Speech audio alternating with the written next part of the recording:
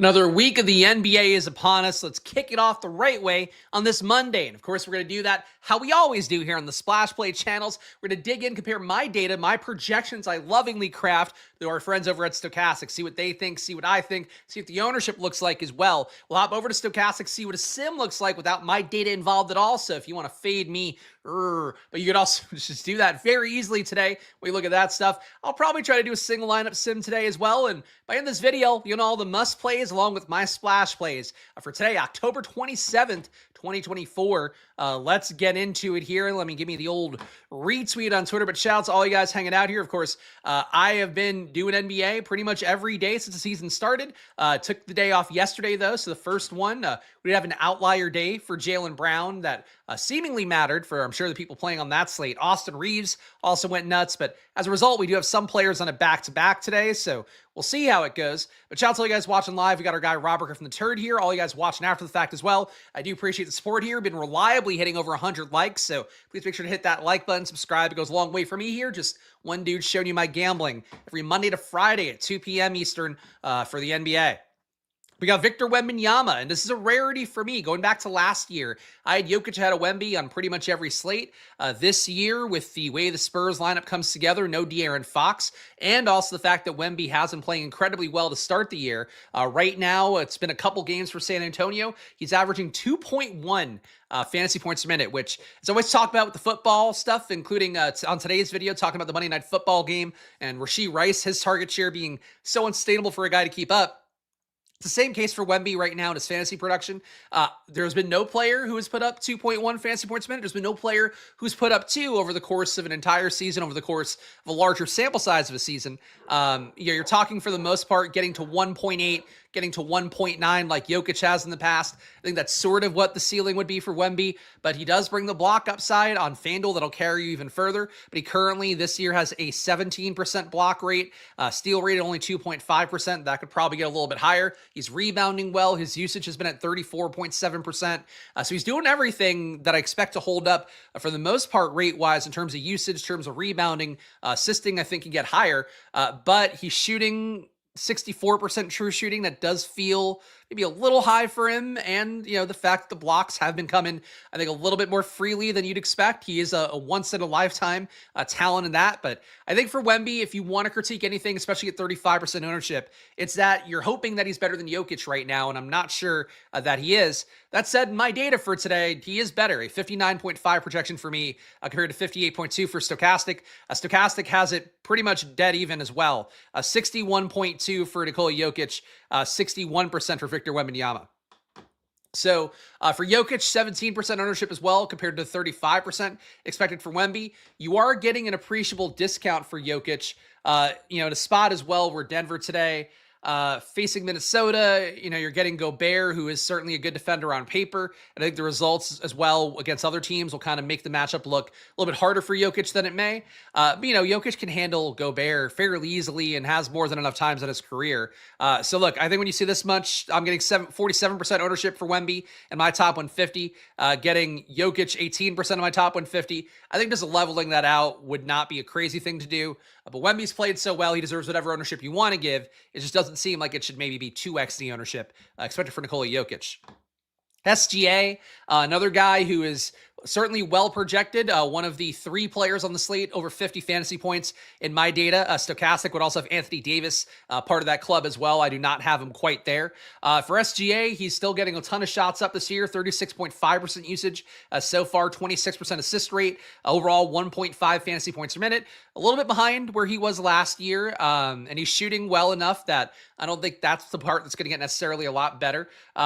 The assist rate can get a little bit higher. It was closer to 33% last year.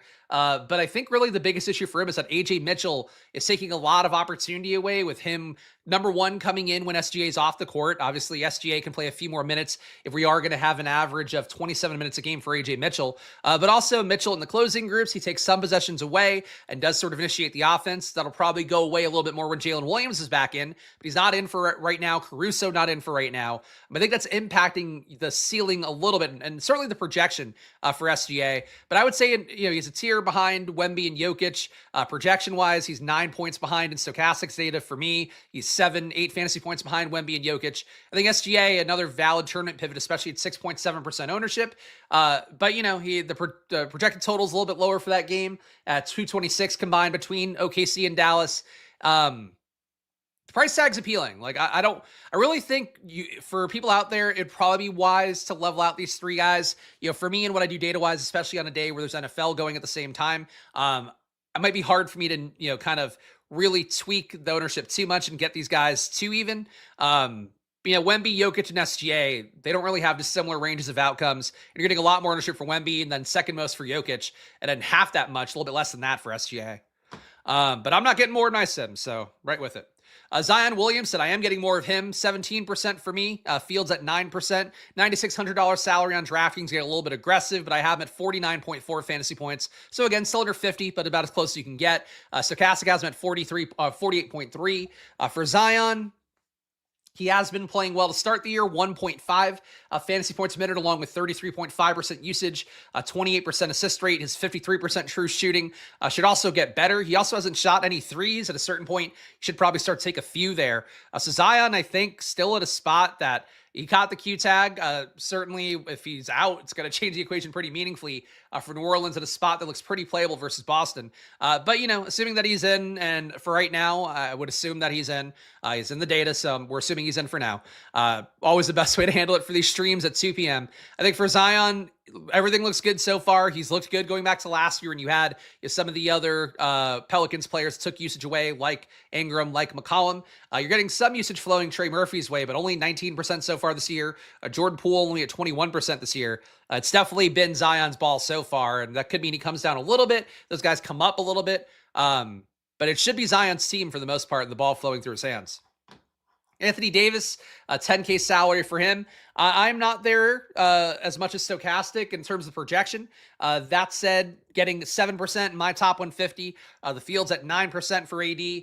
10K salary to me feels a little aggressive. If I have that money, I'd rather get to SGA. And if I have that much money, I'd rather get up to Wemby or Jokic.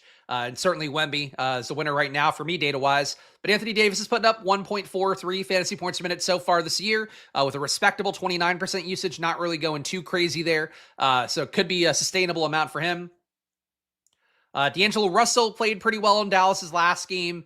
That couldn't impact the math a little bit, but I've got D'Angelo Russell pretty aggressively projected today and still getting AD for 47.8 fantasy points. So AD, another single-digit owned guy. And really, the biggest thing for Wemby, and this is the biggest case against Wemby, is that number one, he's probably playing a little bit hot, averaging over that 2 and change fantasy points per minute. Number two would be that you have him at 35%, and all these guys, I mean, Jokic at 17, then you have your next four guys at under 10%. Including Şengün at 5.4.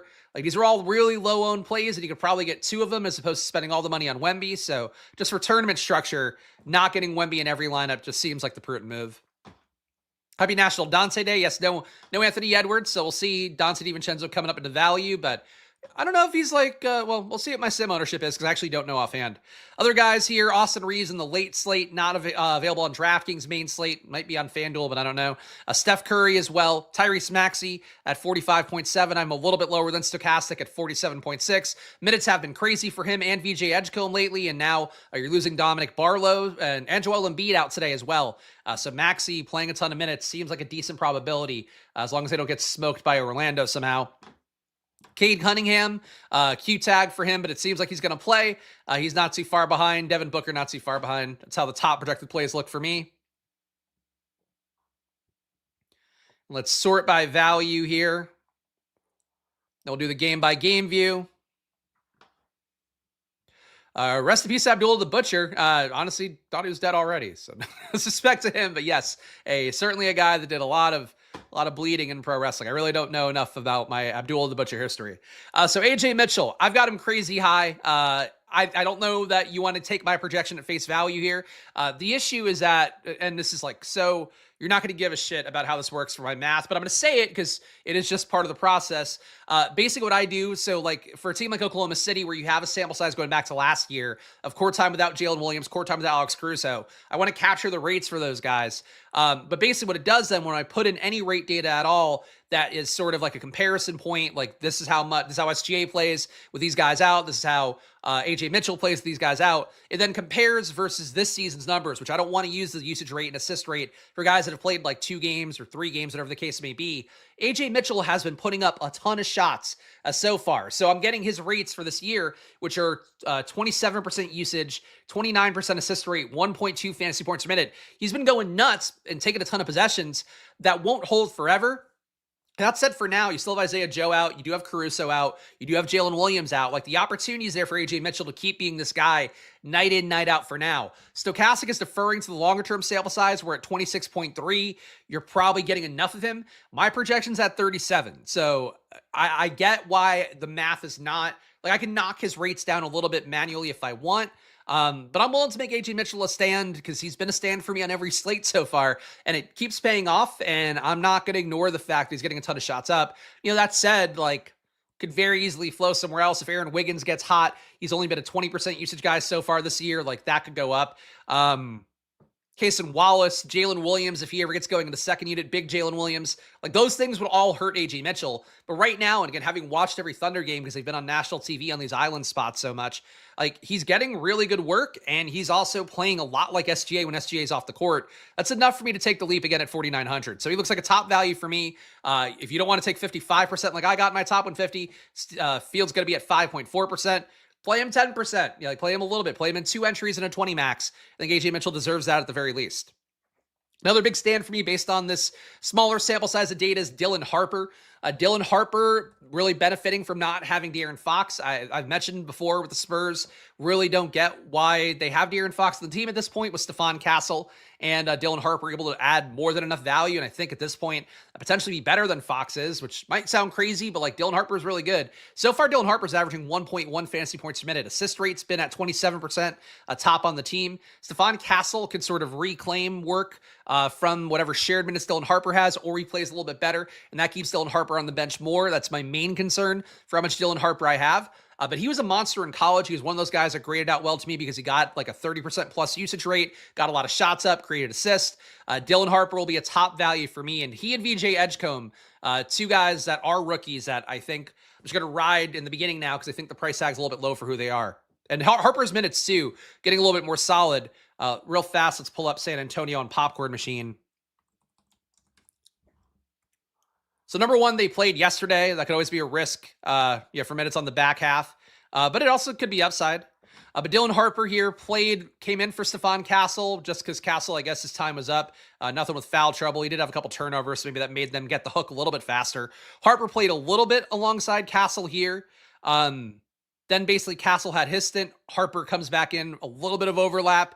There is some overlap with Castle and Harper, but not a lot. So there is kind of a push-pull dynamic there. And Harper does not, Castle doesn't project well at all and isn't coming up. But I like Dylan Harper a lot today. 29.5 minute projection. Maybe feels a little bit lofty, but he got to 29.3 yesterday, and maybe some guys get a little bit more limited on the back half of the back-to-back, I think would be your hope for Dylan Harper if you're going to play as much as I am today. Cedric Coward on the late slate, still shooting unsustainably hot. He's at like 88% true shooting. League average is at 58. That's going to come down a little bit, but he's getting the shots up and he's playing. So for the late slate, still an option. I think he's overprojected with my 32.4 projection though. Trey Jones, right now, Josh Giddey is in the data set, but he's a Q tag. Hurt his pinky last game, didn't get back in towards the tail end of that one. Not sure if he's going to play today. If he doesn't, Trey Jones will look a lot better. But as it is right now at a 5K salary, he's in 32% of my lineups, and my projection of 31.5 looks better than Stokastic has at 28.4. Trey Jones has been good whenever Kobe White's been out. Zach LaVine as well. Court time without those guys overall. Trey Jones has averaged, but where are you at, Trey? 1.1 fantasy points per minute on 16% usage and a 31% assist rate. Trey Jones, definitely a good play right now with Giddey in. Would be a great play if Giddey's out because then the point guard, really all that opportunity flows to him. I would assume maybe, I guess we get back in the mix a little bit more. He closed last game with Giddey banged up, but Trey Jones would be a big winner if Giddey's out.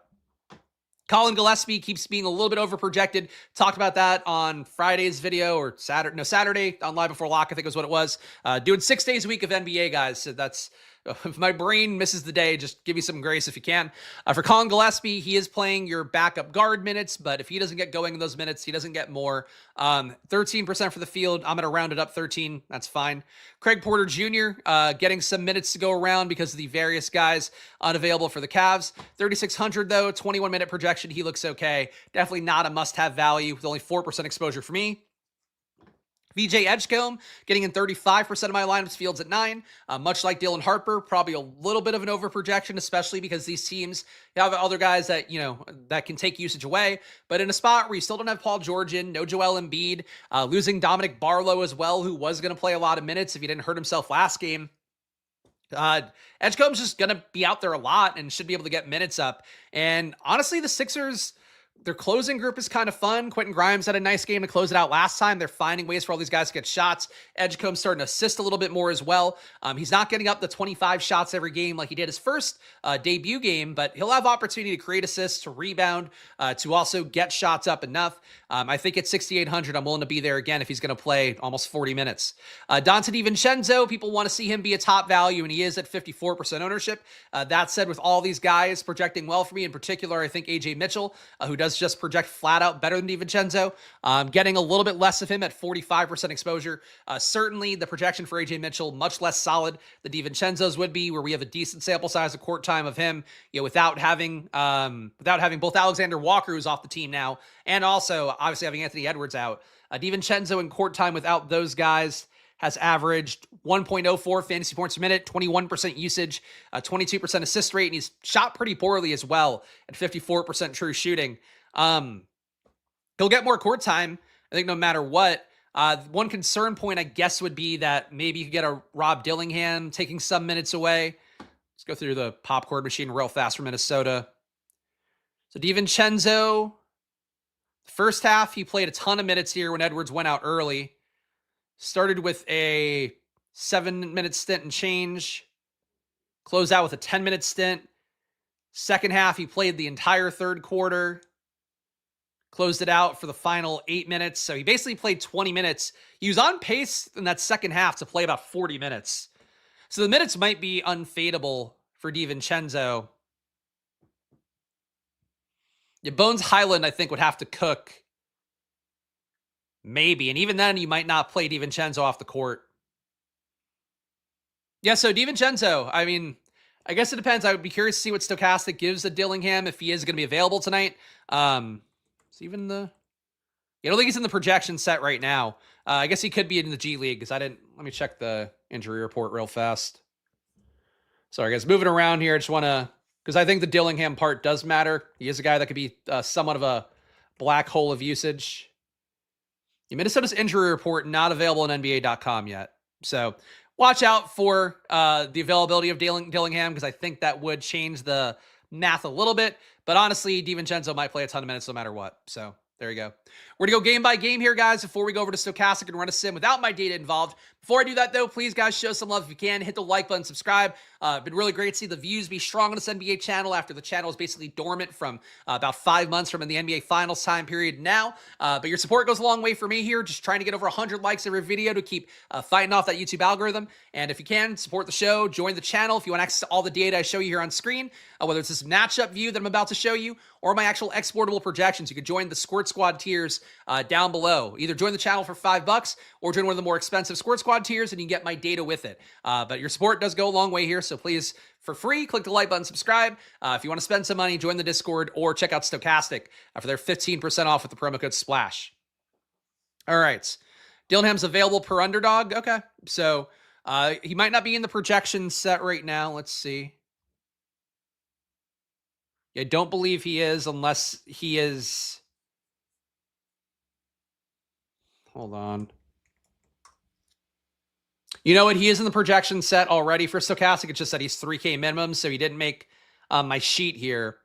But they only have him projected for 11 minutes, 9.4 projection, so he might be too thin of a play.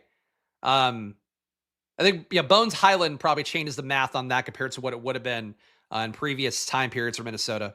So Dillingham, never mind then. Seems like he's not a play because he's already getting minutes. All right, back up here. I've got so much scrolling. Orlando, 116.8 implied points. Philadelphia, 110.8. Doesn't really look like a slate for Orlando's guys. The total at 116.8, not bad, but two lower paced teams here with them both. Why did it scroll back down? With them both around a 97.6, 97.7 pace.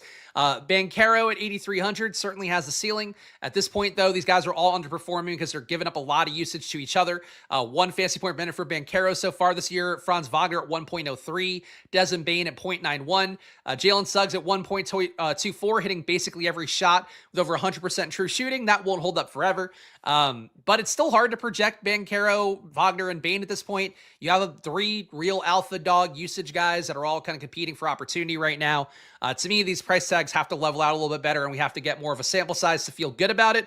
Banchero was chalk the other day. I think he still made a winning lineup, but he didn't have an outlier day by any stretch. That's sort of what I think Banchero is. Today at 13% owned, under the field on him. A little bit up on Franz Wagner. I tend to take him more because he's cheaper than Banchero, and they project very similar to me, but really only a 5% play. Same thing for Desmond Bane. Philadelphia is where the ownership gets a little bit lofty for me, and if there were Q tags coming up on the slate, I think going this nuts on Edgecombe and Andre Drummond would not be a good idea. Drummond with no Joel Embiid today, it might be a Dem bonus starting. He projects for more ownership. Andre Drummond, though, looked like old Andre Drummond, the stint that he had for Philadelphia. I believe that was that yesterday or Saturday? That was Saturday. Basically had, I think it was, I'm going to just go to popcorn machine real fast. It was like 10 points and 14 peripherals in a quarter and change against Charlotte, but still. Yeah, he had 7 points and 18 peripherals in a quarter plus 3 minutes. Basically, Bona came in for Embiid when he was done for the day. Then Bona played a little bit, only tried to free throws apparently, didn't do anything else. Drummond came back in, rebound, shot a 3, rebounded a bunch again, got some assists. Drummond has not been old Andre Drummond in Philadelphia for a while. So to see him kind of play like that again, I think it's a really interesting play. That said, 25.9 is my projection. So Stokastic has him at 28.2. He's coming up 40% of my lineups, only 28% for them. Think I'd prefer him to a Dem Bona, but these guys are functionally competing for the same grouping of minutes. So if one were higher owned, playing the other one might not be bad for tournaments. VJ Edgecombe getting 35%. We've talked enough about him. I think my rates are a little bit aggressive for him, but if he's going to play 40 minutes and he's still cheap enough at shooting guard, small forward, I don't mind getting him in. Tyrese Maxey's been a great tournament play, basically every slate. He's got only 10% ownership on him. I'm getting 7, but I don't think he's a bad play. And I am fading Bona here, getting more Drummond. Drummond, I think, is just the better producer by a decent margin. 1.1 fantasy points a minute today is what I have him at. So far this year, he's averaged 1.63, which is real old school Andre Drummond numbers. Cleveland, 117 implied points here. For Detroit, 114.5. Nothing standing out here, so I'll try to make up some time. Evan Mobley, I've got at 3%. Jared Allen at 3%. No Donovan Mitchell. Hunter coming up at 4% for me, and that feels a little bit lofty with my projection being 2 fantasy points higher than Stokastic, probably because Hunter played a little bit better before he was a Cav. Yeah, for Cleveland here, it should be a competitive spot, so I think the price tags are really the biggest inhibitor. Mitchell has averaged 1.24 fantasy points a minute. I've got him at 1.3 today, so I don't think I'm off too much there.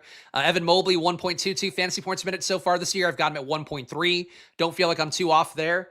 Again, competitive spot. There's not coming up, and the price tags don't look great. Same thing for Detroit side with their total. So I really feel like this game going to be overlooked, but if you get an overtime out of it, if you get a competitive spot where it's Cunningham and Mitchell just kind of going head to head, the projection's really not there, but the upside I think is still there meaningfully.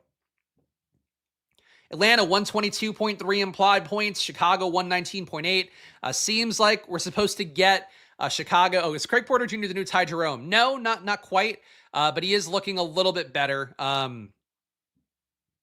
His usage this year, 17%, 17% assist rate or 18% assist rate, shooting unsustainably hot. He's not as good as Ty Jerome, but he's getting definitely some of the minutes that were there, at least for now. When Strus gets back in, I might move around a little bit. Detroit 114. Oh, we talked about Detroit already. Sorry. Atlanta 122.3 implied points. Again, nobody here really. Trae Young priced pretty expensively for a guy who's putting up a 1.04 fantasy points minute to start the year. Jalen Johnson, Kristaps Porzingis missed the last game for Atlanta. We had really nice Mo Gay chalk on Saturday, which I talked about at length on Stokastic's Live Before Lock, which the thing I'm doing on Saturdays if you do want to play NBA on the weekend, not on a football day. Porzingis and Jalen Johnson missed that game. I guess they're going to be back in today. But with those guys being back in, I don't see how you play anything here. If Jalen Johnson and Porzingis missed again somehow, then Mo Gay at 4,600 would be an option, but he's kind of priced up enough for the 3,100, I believe he was over the weekend. Okongwu priced up a little bit as well after he had a decent game with those guys out. Just not a lot to love Atlanta price-wise either. But, similar to Cleveland, Detroit, the game could be competitive, and you could find some outliers. Chicago's side looks a lot better, and that's with Giddey in. 119.8 implied total here. Nice high-pace spot. Both teams playing at about a 102 to 103 pace, which, of course, is possessions per, kind of thing. For Josh Giddey, I'm surprised I'm this low on him. I do give him a pretty aggressive rate boost because he's played very well without Zach LaVine and without Kobe White. But Giddey getting 16%, Fields at 26. I do him as a 5.2x value, but Stokastic has him better projected by about 1.5. Nikola Vucevic, I'm a little bit lower on as well. Still getting him in 3% of my lineups. The Fields at 12. The projection for Stokastic is at 43 fantasy points, and he has put up 1.24 fantasy points a minute so far this year. So I might be low on Vooch because he played like shit last year, but for right now, with some of the guys out, he's definitely playing better. Matas Buzelis is averaging 0.9 fantasy points a minute. He's coming into a lot of lineups. Fields at 46%. I still have him at 34 and a 29 fantasy point projection, which is lower than Stokastic's at 31.4. Buzelis, I feel like people want him to make a leap. I don't think he's really made it in terms of results yet, but he does get some usage, can add some stocks, and he's out there projected for 31.4 minutes. Trey Jones looks good now for me. He's the guy I have with the best projection at 31.5, relative to Stokastic at a 28.4 projection. He's in about a third of my lineups, Fields at 22%. And Trey Jones would look infinitely better if you get Josh Giddey out. As it is right now, he looks like a pretty good play. And we saw him have a massive ceiling with Giddey available on Saturday. He put up 40 fantasy points in that spot, going against his brother Tyus, who did absolutely nothing. We got Brooklyn, 104.5 implied points. Cam Thomas gunning lately, put up 40 points last time out. He's shooting like 25 times a game. He's really an asshole. Like I don't enjoy what he does. I don't think he's good for the development of guys like Ben Saraf, like Igor Diomin, I think is how we're supposed to say this. I keep wanting to say Demeen, but I believe it's Diomin from watching that game. Rotation's pretty crowded for Brooklyn at this point, and that's without Danny Wolf being available yet. He's going to take some minutes at the 4-5. But basically, Cam Thomas and Michael Porter Jr. can do whatever they want. They also don't really give the ball up to Ben Saraf or Igor Diomin at all. Those guys kind of have to get a rebound or, they get the first touch and then they're expected to give it up at half court. It's really just Cam Thomas and Michael Porter Jr., I think, to play for Brooklyn at this point. But their price tags, I don't really want to be there against a Houston team that is pretty good. Cam Thomas plays like he's on a 10-day contract and an 8-man rotation. He plays like, if you guys remember Marshawn Brooks, who was a guy that was killer in fantasy, but like only could get buckets and that's it. And actually, I think he would still rebound a little bit and assist a little bit. Cam Thomas just does nothing out there. His assist rate's at 21%, so I guess that is up for Cam Thomas, but he just does nothing useful. Oh, Igor and Zaire are out? Okay, so that wasn't in the data because Stokastic hasn't updated data yet, and I did not see that on the injury report. Those guys being out, Diomin being out opens up a little bit more for Saraf, I suppose. I guess Terrence Mann. Zaire being out opens up minutes on the wing that I think just get distributed between Martin, Mann. This might look a little bit better, but Houston is like a good team, and these guys stink so far. Like Saraf, I think he's got a good body type, but not to make it, it feels like the guys on the team don't want to give Ben Saraf the ball. This is my observation from watching a couple Nets games and be like, Saraf does some nice stuff, and it's like Cam Thomas and Michael Porter Jr., they might do it with anybody. For him in particular, maybe they just believe too much in the Free Palestine movement. They don't want to give the ball to Israeli Ben Saraf. Probably not it, but like they just don't give him the ball at all. And it's like, I don't know how anybody's going to produce in the scene besides Cam Thomas and Michael Porter Jr. But the minutes should be there for guys if you are taking out two rotation guys. Houston on their side, not a lot of ownership here either. Getting Şengün at 7%, Fields at 5%. Definitely could get a little bit more production going against Brooklyn and how bad they are. Kevin Durant, 9K salary. I really don't see how you pay that, even though I have him 2.3 fantasy points higher than Stokastic. Amin Thompson, 8.5% ownership. I'm getting 2. Nets play slow. They don't play good defense, but I don't know, man. If Cam Thomas shoots them into the game, maybe you get a Cam Thomas stack hitting. Cam Thomas, or Michael Porter hitting with Şengün. You could play it. I think 150 set, you're playing it. At a 20 max, I don't know that you're getting to a lot of Houston. Body type over expectation. Ben Suraf's got a good body type. He's tall. He looks like Josh Giddey. Like he and Dioman both, I think, have Josh Giddey like traits to them. But I don't know how you achieve anything when the guys don't want to give you the ball on 9 out of 10 possessions. But sure the Nets know what they're doing, right? Boston, Jaylen Brown, massive day yesterday. Now he is questionable for injury management reasons. If he is out, Derek White will look playable at his price tag. Peyton Pritchard will look a lot better as well. As it is, I'm getting 2x the field on Jaylen Brown, a little bit low on Derek White. Definitely decent amount of Peyton Pritchard with Jaylen Brown in, but I would really expect White and Pritchard would come up a ton for me if Jaylen Brown were out. Jaylen Brown overall putting up 34% usage going back to last year with no Jason Tatum, no Drew Holiday, no Porzingis. Those guys all off the court. Kind of saw that usage come to fruition in the last game. There have been reports with local media that Jaylen Brown apparently was trying to get the ball going as like an assist guy to start the year, and now he's looking for a shot a little bit more, and then you saw it really happen hugely yesterday. I like Jaylen Brown in my data pretty much every day. He's shooting guard, small forward. So if you're like able to afford him, I think he looks good. But obviously, spending up on the slate, I think a lot of people will be doing more so. New Orleans talked about Zion already. He's the only Pelican I really want.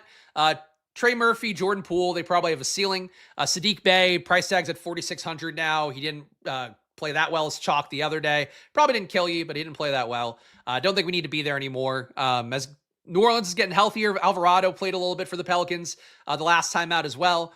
There's a lot of guys to play. I really don't trust any besides Zion at this point with where the price tags are. Toronto, another team I feel like you just don't have to get a lot of.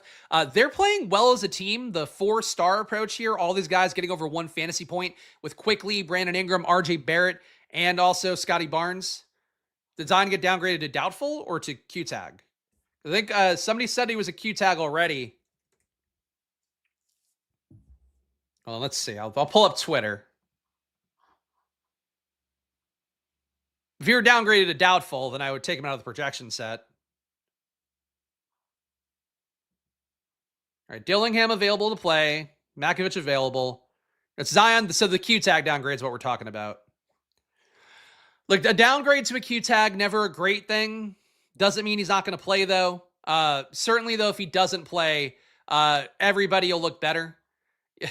That's it. If Zion sits, everybody looks better. You get more minutes for Saddiq Bey, Herb Jones. I mean, you're going to gain for Derek Queen. But really the biggest thing is the highest usage guys like Trey Murphy and Jordan Poole will look playable at their price tags and probably a lot more playable. Still think for now, I'm going to assume Zion is in. The game today for New Orleans is at 8 o'clock. So you'll still have Boston, New Orleans, Toronto, San Antonio, OKC, Dallas. I hope I don't have to fucking swap this shit while doing live before lock for NFL. You'll have enough swappability on the slate. Yeah, you have Denver, Minnesota's the last game on the slate.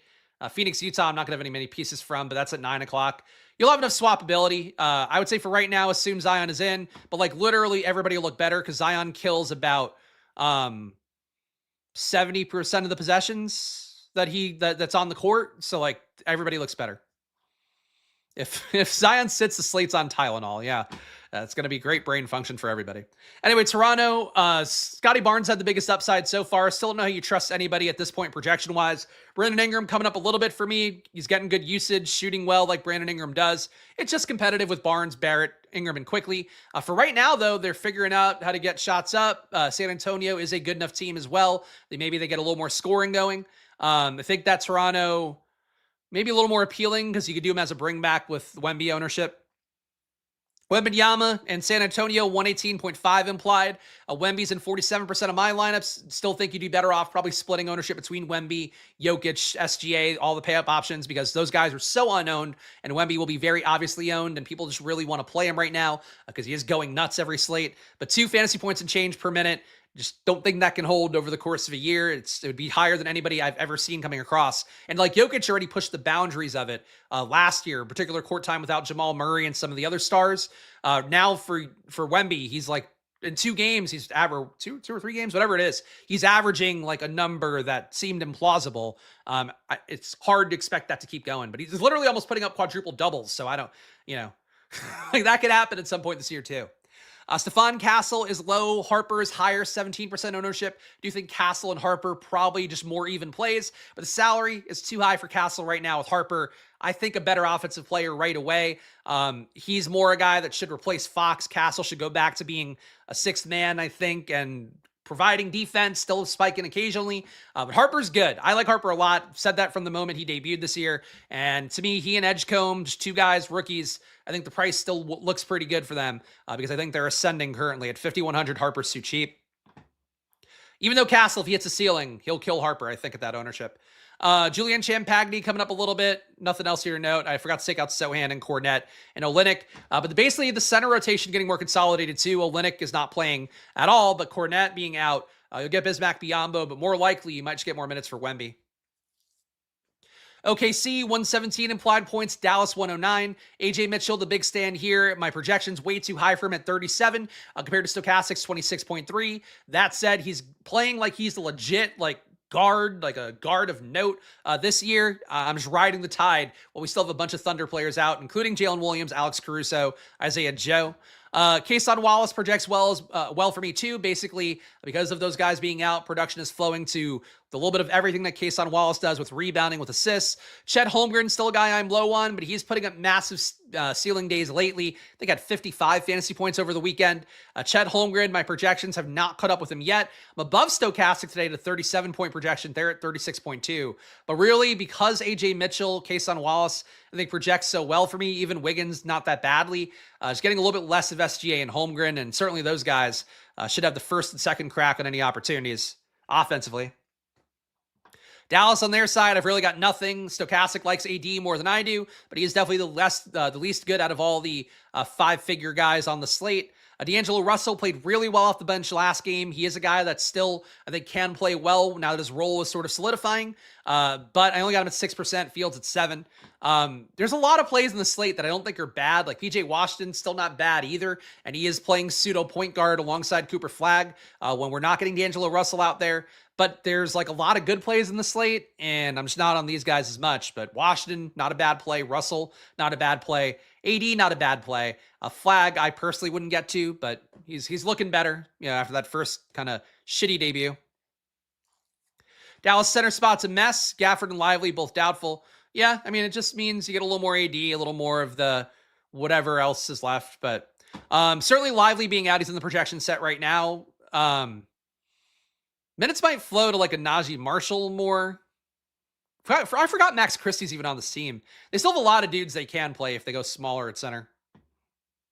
They need to get Gafford back in, though. Phoenix, 115 implied. Royce O'Neal coming up a lot for me. He's only averaging 0.73 fantasy points per minute so far this year. At 4,400, small forward, power forward. He works well for lineups, though. 33% ownership expected by Stokastic. I got him at 37. Devin Booker getting a little bit of. Grayson Allen getting a little bit of, but these guys 10%ish, 15%ish. O'Neal's really the only big stand. Gillespie, I hate him being chalky, but at 13%, he'll have some upside playing your secondary guard minutes off the bench. Utah, nothing here I can really get to. I've got Walter Clayton decently projected, 26 fantasy point projection. Stokastic has him at 19. He's played really well at 1.28 fantasy points per minute so far this year, rebounding, assisting, and getting shots up at a nice clip. Walter Clayton, they need to clear out some minutes for him. He's looking like a demon, though, a few games into the year. Besides that, though, really don't think there's anything to play on Utah, and even Clayton's not coming up for me much. That's that. No Keontae George? No, not for me, no. I am at a 33-point projection. Stokastic has him at 33.3. Salary, 6,500. He's got upside. I don't mind Keontae George, but, projection's not great. And Ace Bailey at some point is going to start shooting more, even though I don't think he's as good as he looked like in the preseason. Utah's is kind of a mess, I think, projection-wise and in general. PJ's still too cheap. I would agree with that. I would agree with that part. Not substantially cheap though. Like we're definitely past the 3K days. 5K still look really playable. Now it's come up enough, right? PJ Washington is just not like a priority, I think, on this slate where you have enough options. Nikola Jokic, 18% ownership for me in my top 150. Fields at 17. He looks good again. Definitely will look better because he's going to be much less owned than Wemby, it seems like, on this slate. Jamal Murray, I will point out, he is back to old Jamal Murray. 27% usage, 31% assist rate, 61% true shooting. Through a few games of the season, he is looking as good as he has. Like last year, if you guys remember the streams, I was out on Jamal Murray every slate. Data just did not support playing him. Now he's playing more like a regular guy and looking better, and he's not running hot or anything to an unreal expectation like Aaron Gordon is. He'll lose some usage, I think, over the course of time to Cameron Johnson, Christian Brown. These guys are a little bit low at 16% and 15. For right now, though, Jamal Murray at 7,500, definitely playable. And when Jokic gets out of inevitably at some point, Jamal Murray, if he's in that game, like trust him because he's looking really good right now. Jonas Valanciunas killing it off the bench, 4K salary, only 13.5 minutes. If somehow Jokic got in foul trouble or something, Jonas got more minutes, he would smash. He's actually playing on a rate level. Better usage than Jokic, better rebound rate than Jokic, much less assists, but 1.5 fantasy points a minute right now. He is technically outproducing Jokic. Jokic just shot pretty poorly to start the year, though, and that'll round into form. Minnesota, a lot of ownership for everybody here because that's what happens when you take an Anthony Edwards type off the team. 25% ownership for Randall for me. Fields at 23.5. Rudy Gobert doesn't really get an uptick on paper, but theoretically gets some more shots for himself if they wanted to go that way. But projection-wise, Rudy Gobert, the only Timberwolf that really doesn't matter at all to me. Jaden McDaniels, he can shoot more when you get no Anthony Edwards out. In fact, rate-wise, I believe he's averaged 1.1 fantasy points per minute. You know what? It's actually 0.9. I had a little bit higher in my head. But he does bump his usage up a little bit to about 18%. He's had higher usage this year anyway at 21. So McDaniels getting more shots up today and eventually shooting better than 47% true shooting, about 11% less than league average. That'll get better for Jaden McDaniels as well. DiVincenzo, value chalk for sure, 54% ownership. I got 45. Really no issue with how much DiVincenzo you want to play. Again, going through the minutes, it just seems like his minutes are probably rock solid, more than I would have thought. Bones Highland could maybe take some. Dillingham could take some. Conley could take some, but it doesn't seem like they want to play those guys as much as they do DiVincenzo currently. Conley projects for 30% ownership. I only am at 15. His projection's really low. His minutes at 23.5, also low. But he's in producing 0.9 fantasy points per minute. And without Anthony Edwards has produced that same rate, 0.87 fantasy points per minute. He is probably a pivot to some extent to DiVincenzo. That's that. Late slate games, if you want to take a look here, here's the data, but I'm not playing it. I got enough. I'm putting like my full usual NFL bankroll and my full NBA bankroll today because I had a good weekend in NFL and NBA, and a little apprehensive about it. Now that I've registered the lineup, so not going to unreg, but you know, it's a lot. And this NBA slate might be swappy. Keep an eye on the Zion thing though, because that's definitely the one that matters the most. But let's build lineups here. You've seen what my data looks like overlaid in a Stokastic sim. Now we'll see just what a Stokastic sim has for us here. But guys, please do show some love if you can. Number one, if you're watching on YouTube, or I guess on Twitter too, make sure to hit that like button, subscribe. It goes a long way for me here. I'm just one guy showing you my gambling Monday to Friday at 2 p.m. for the NBA. And this year, my projections are running also Monday to Saturday because I'm doing live before locks every week for Stokastic as well. So get it in good. Use my data here. I've been feeling really good about how the projections have been running to start the year. Obviously, shit like Dominic Barlow getting hurt aside, I think my projections are as good as anybody's out there. And also, there are unique wrinkles that I try to explain away here on stream, like the AJ Mitchell projection, the Dylan Harper projection. And if I get those things right, I think it pays off. Like I did last year, Miles Bridges slates, Quentin Grimes slates, Cat slates over and over again. So I don't know, join the channel, do that stuff if you can. But no matter what, please hit the like button, please subscribe. Just trying to keep it above 100 likes on every video if we can. And check out Stokastic, all the data I show you here on screen. There's sims as well. It's all 15% off. The cheap stuff, the expensive stuff, all 15% off in perpetuity using the promo code SPLASH, so a better promo than they have for some of their own promos. And I use the solver for NBA too when I'm low on time. So use the solver if you want to just have an optimizer. There we go. We've plugged. We've killed time as the sims run. But it really just comes down to, I think, the Wemby ownership. If he hits and beats out Jokic, beats out all the star players, it's going to be how you get unique around that. So let's see what the sim gives us here. Looking like less Wemby up top. Your top ROI lineups according to Stokastic data, which did update about 50 minutes ago, so pretty fresh off the presses. You got AJ Mitchell in this one. There we go. Josh Giddey makes it. Royce O'Neal makes it. That price tag works too well, it seems. Paolo Banchero, Adem Bona, Bones Highland. A lot of bones. Mattis Buzelis, Nikola Jokic makes this one. So a Wemby fade going to Jokic here at less ownership. Number 2 is Bones Highland again. D'Angelo Russell, Royce O'Neal again. Zion makes this one. Adem Bona makes it again. Dante DiVincenzo makes it. Julius Randle, Nikola Jokic. Jokic again, no Wemby. Number 3 is Josh Giddey for the Stokastic third highest ROI lineup. Josh Giddey, Dylan Harper, Brandon Ingram, Royce O'Neal yet again, Adem Bona yet again, DiVincenzo yet again, Randle yet again, and the other Nikola makes it, Nikola Vucevic. Number 4 here in Stokastic data, you have Trey Jones, Dylan Harper again. Ayo Dosunmu makes this one. Feel like you need Giddey out for that one, I think, but sure. Anthony Davis, Andre Drummond makes this one instead of Bona. Josh Giddey, Brandon Ingram, AJ Mitchell. Definitely some commonalities here. Ingram coming up more than I would have thought. And number 5, Trey Jones, Josh Giddey, Jaden McDaniels, Jabari Smith, Adem Bona, Dylan Harper, Mattis Buzelis, and Nikola Jokic. So no Wemby up top at all. Must have that ownership getting pretty high. Your top ROI players, Dylan Harper, 5.5% ROI. Number 2, D'Angelo Russell, 3.3%. Number 3, my boy AJ Mitchell, 0.9%. They must have juked his production a little bit, I would guess. Number 4 is Zion Williamson, even though it's slightly negative at negative 0.2%. The directional accuracy of the sim is like the main thing to always look at. And number 5 is Nikola Jokic. Adem Bona not too far behind. Bones Highland not too far behind. But Harper, Russell, and Mitchell, positive ROIs for those guys. Overall, highest exposures here, so we don't have to put on any uniques because it seems like it got unique enough on its own. Mattis Buzelis, 52% exposure across Stokastic's top 150. The field's at 42. Royce O'Neal, 49% exposure across the top 150. Field's at 30. O'Neal really is not a special play at all, but he's getting decent minutes, and he's small forward, power forward at 4,400. I feel like out of all the chalk plays we're going to have today, I mean, I'm cool going from Bona to Drummond as well, especially if Drummond starts. But I feel like Royce O'Neal is one where, like, I think you get his production like anywhere that happens to spike. He's just the obvious one that you're getting because he projects well enough and the price tag and positionality works. Dylan Harper, Stokastic getting at 47%, Fields at 17. I thought that would make me unique today, but they are big in favor of Dylan Harper here. Adem Bona, 44%, Fields at 23. And Dante DiVincenzo, 44% exposure, Fields at 58. So slight fade on DiVincenzo, but you're still playing in about half your lineups. Dylan Harper is the biggest leverage play, 29% more than the field in Stokastic's top 150 lineups.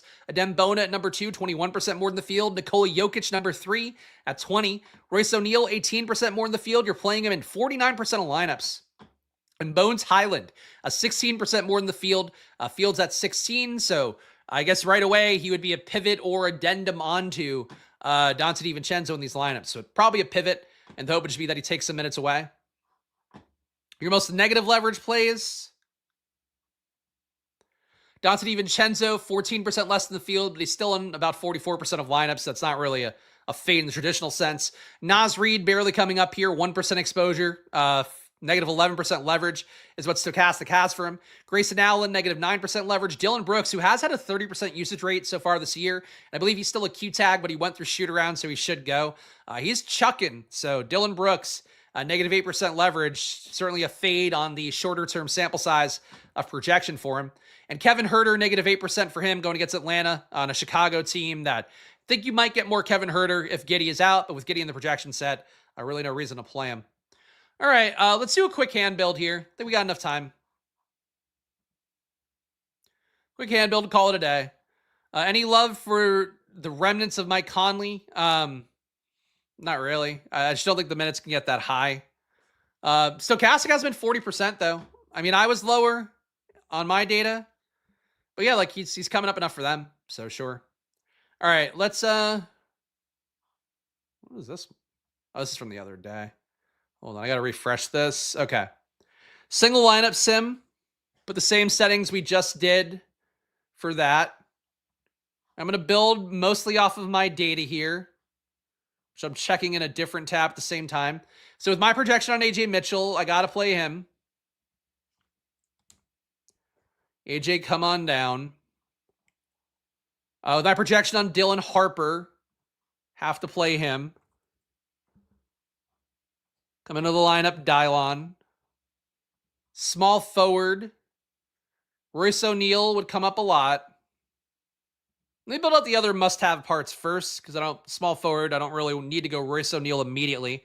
I am going to go with Trey Jones here. A player that looks good now will look infinitely better if Josh Giddey goes out. Small forward, I think I'm going to go Edgecombe. Stokastic does not like him as much as my data does, though, so that might hurt the sim. Power forward.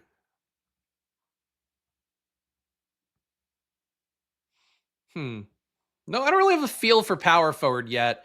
Let's put in DiVincenzo. I think he's going to have to be my flex.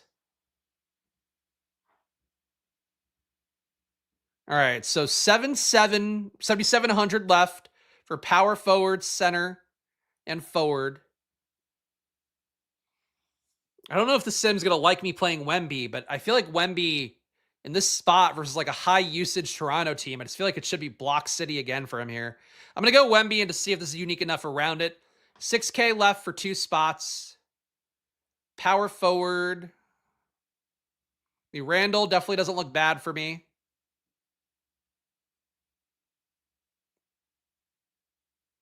I'm just going to go Randall and see what we have left. 4,500 left for a forward.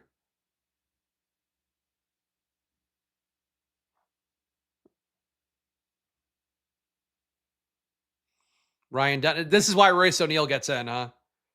This is probably a fucking chalk catastrophe of a lineup. But I'm just going to sim it out here. I think it'll still have a positive ROI, but it's probably dupe more than you want. AJ Mitchell, Dylan Harper, VJ Edgecombe, Julius Randle, Victor Wembanyama. There we go. 72% ROI. Trey Jones, Royce O'Neal, Dante DiVincenzo. The Royce O'Neal one, like I don't know who's a better play than Royce O'Neal right here. I would need to sort real fast. I'm just going to sort this by salary on my projections. Where is that? Where's salary? Price. Here we go. Let's go see who I have projected around Royce O'Neal. All right, Royce, I've got a 26.5. Walter Clayton, I would have very close to him, but he's not a forward, so that's the issue. Jalen Tyson is way lower, 16 fantasy point projection for him compared to 26.5 for Royce. Najee Marshall at 21 seems like the most live pivot.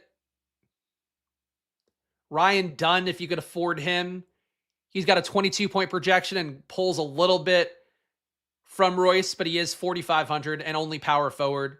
Duncan Robinson, 4,500. Seems like mostly you want to pay up if you're going to not play Royce O'Neal. Sadiq, I just don't want to chase Sadiq Bey at this point. But if Zion's out, Sadiq Bey would be more of a play. And he's also 4,600. But yeah, he's a 21.9 projection. He's close. I think Bey, if you saw Bey, I mean, Bey's going to play. If you saw Zion out, Bey would probably be getting the lineups more than Royce O'Neal, I think is how that goes. Either way, though, guys, I'm going to give you guys my splash plays for the day. But before I do that, one last run through plugs. Please make sure to subscribe, hit the like button here. Do these videos every single Monday to Friday at 2 p.m. Of course, it is a labor of love here for NBA. It's a sport I've won the most money on in DFS, and as a result, I like my process. I like the way that it goes, and I try to imbue that enthusiasm here on video every day for you guys. So please show some love. Hit that like button, subscribe here, and of course, try to get us to 100 likes if you can. Check out Stokastic, 15% off, and that deal's in perpetuity, so it's a better deal. A lot of the promo deals they have, half the money you pay to Stokastic comes back to me, and it's been my best affiliate month ever this month, so I would like to keep it going, guys, because the more incentivized I am by actually making a respectable living, the better off we all are. And join the Discord, too, if you want to get access to my data. Join the Squirt Squad tiers, but if you just want to support the show, get in the mix in the Discord, $5 to join. You also get alerts, basically, whenever I update my projections, and I do usually give away a little bit of a tidbit about who's moving up, who's moving down, and stuff like that, so do that. All right, splash plays for the day.